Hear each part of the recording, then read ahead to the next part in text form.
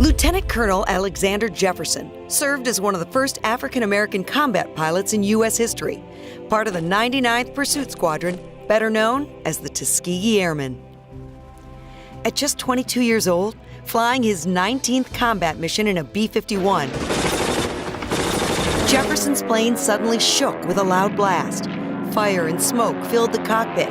The B-51 inversed at about 800 feet, and Jefferson was thrown from the plane. The plane burst into flames. His comrades reported him killed in action, news his parents would receive soon after. Falling from the sky, Lieutenant Jefferson immediately opened his chute. Hitting the ground, he looked up to find a rifle in his face. A soldier said to him in German, "Ja, Leutnant, für Sie ist der Krieg vorbei." Yes, Lieutenant, for you, the war is over.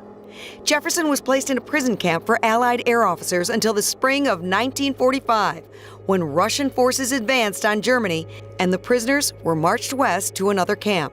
Finally, April 29, 1945, thousands of American prisoners were liberated, Alexander Jefferson among them. And on June 7th, he was on board a ship carrying American troops into New York Harbor, home at last. After the war, the legend of the Tuskegee Airmen grew. And to think that we Tuskegee Airmen helped to defeat the most evil society that the world has ever known. And we don't want it to ever rise again.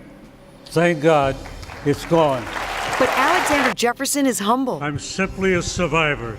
He speaks not of his own accomplishments, but of the heroes who didn't come home. And an obligation to all the men that we left in the soil of France and Germany.